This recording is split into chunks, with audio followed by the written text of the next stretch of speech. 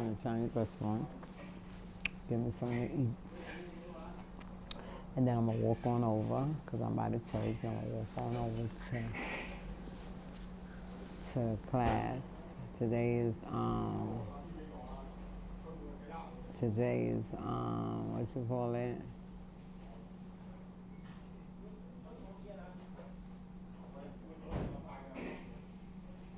Today's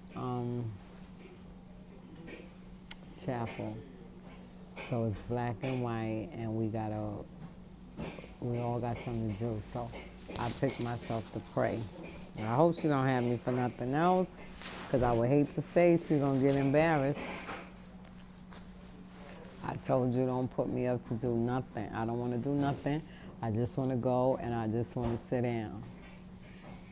You know, I want to just listen. I want to go to class to learn, and I'm really learning. I'm learning at a slow pace. I can't be so quick, all right?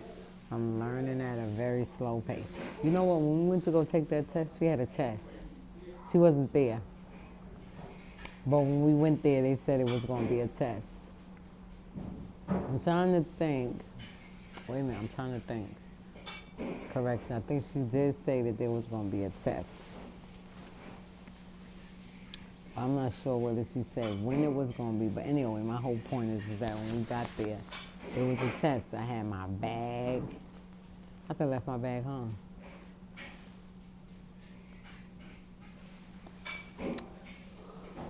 But I'm ready. I'm not ready for the test. We'll give it out a little testing.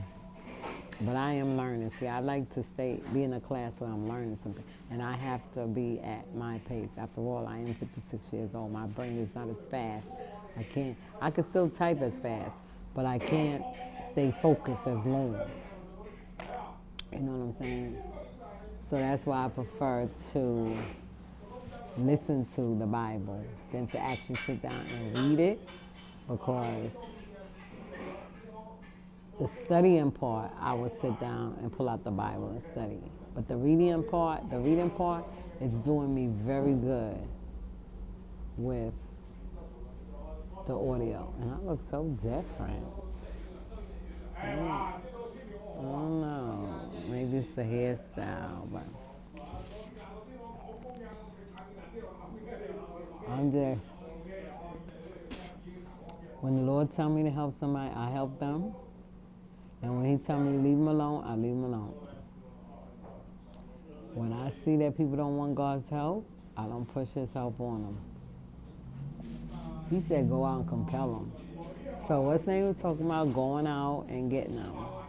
So I'm going to start working on that. I want the Lord to lead me into how to go about getting people for his church. Getting people in the church. Lord, I want you to show me what to do. It's not just a matter of getting up, going door to door, whatever, you know, recruiting people. It's like recruiting people for a job, you know. This was not something that we was taught.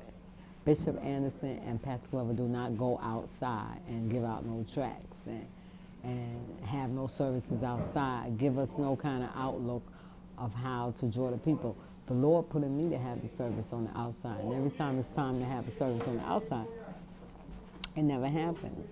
So I just go on. When it's time to do it, I go and do it. And I allow God to have it, allow God to be in charge. And I tell him to give me the speaker. So far, the only speaker that there was somebody else that he had put in my spirit to use. But I can't remember right now. And so right now, he got me using Elder Hurd. Got me using him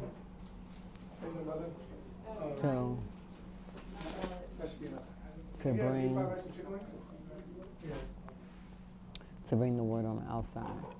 I don't want to have none of my services on the inside. The concert we have it a Friday night, and we have it a Sunday night. A Sunday afternoon. I would love to have the Sunday afternoon service outside. So that means all the singing that we do will be outside. Thank you. How much are the sodas? Whatever, and preaching will be outside. Yeah. Okay, let me get that $2 too. Can I get one Pepsi, one 7-Up? So, but we'll work on that. We'll work on that. I think one time I had the afternoon concert service outside. That's when I asked Jordan to preach. I think he's Elder Jordan now. At that time, I don't know. I think he was Minister Jordan. I'm not sure. And you know, I'm learning that when you ask people to bring the word at your church and they say no, or they don't even tell you nothing, or you don't even hear nothing back from them, and then when you go to another church, you see them preaching, you be like, okay, so I guess it's my church. It's either my church or it's me that they don't want to preach. Because I had somebody that was like that, and I asked them, like twice I asked them to come and preach at my church, and they were, I don't think so. And then they was on a panel. They was doing some workshop with people for the youth. And then they brought the word at a church. And I'm like, okay, so that's what this is about. So I didn't ask them for a while. I approached them though. I said, so what is this? You're preaching now, but you got particular places to preach at. And they started laughing and they was like, no. I'm like, well, I just like to do it at my church. Now I feel maybe what came to me is that maybe they pastors did not release them to go preach out nowhere. Then you say that. You just say no, I have not been released. Maybe the next time I ask somebody, I'm gonna be like, can you preach out? I'm gonna put it like that. Because everybody, you're right, everybody is not ready to go out and preach according to their pastors or their bishops. So, and I noticed that when people would come to me and ask me when I was a missionary, I was getting a lot of offers when I was a missionary. Every time I turned around, somebody was asking me, you want to preach? Would you come out and preach? And then when I would go back and ask, it would be like, you ain't ready. So you know what I started doing? Okay, I think I was accepting at first. And then it came, right, I was accepting it at first. And then when I would go back and tell them that I was asked to preach out, then they would say, well, you didn't come to me. You didn't say nothing to me. So then, not realizing that they had went to the different churches telling the different people not to allow me to preach unless I come to them. So when they would come and ask me and I would accept, they would say, make sure you go to your pastor. I'd be like, okay. And then when I go to them, sometimes they be like, sometimes I got answers that, you ain't ready. One time they say, you're a missionary. Missionaries don't preach out.